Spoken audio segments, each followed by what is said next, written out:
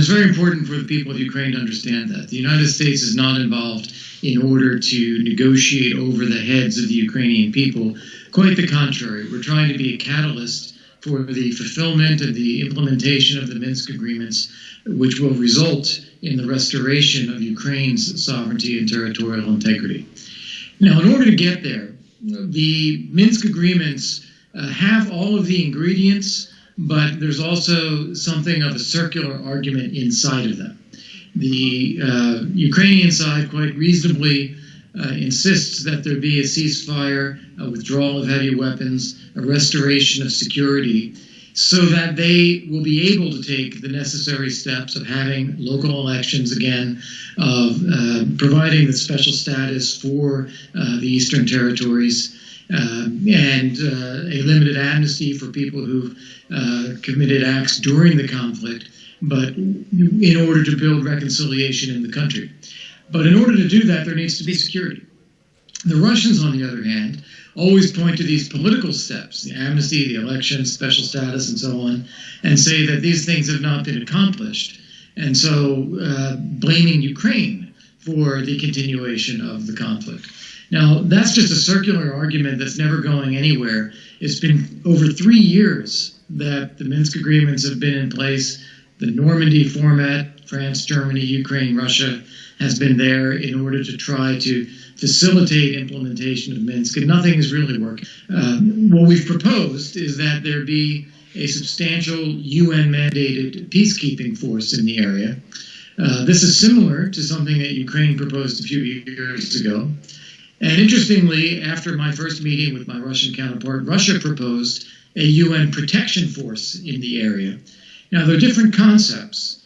The Russian concept is for protection of the OSCE monitors only, and would not result in control of the border by the international forces, and still leaves a question about heavy weapons. But it is at least an opening of discussion. What we've proposed is more substantial. It is a genuine peacekeeping force that would have responsibility for securing the entire area, for the cantonment and monitoring of heavy weapons, and for control of the Ukrainian side of the Ukraine-Russia border. And that would allow the conditions whereby other pieces of Minsk implementation could go forward. Yeah. There are a few things that I think Ukraine can do.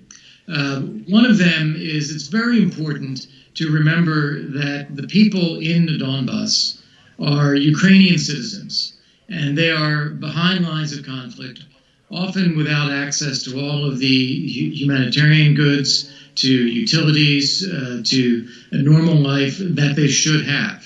And it's very important, I believe, for Ukraine to be doing everything possible to reach out to those people, let them know that they are cared about, that there are efforts to try to access them, to bring them the services that they need. They need to feel that from Kyiv.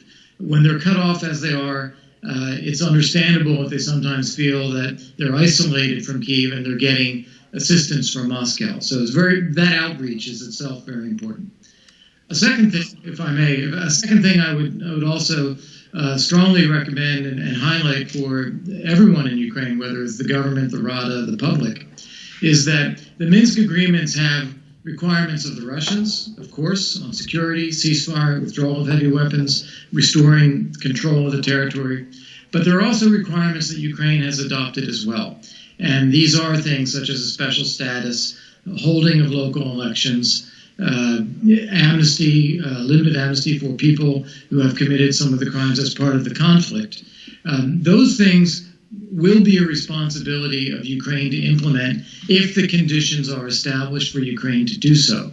And so it's a matter of being prepared for Ukraine also to follow through should we get to the point where we have a peacekeeping force and there is growing security. No, I stand very much by that.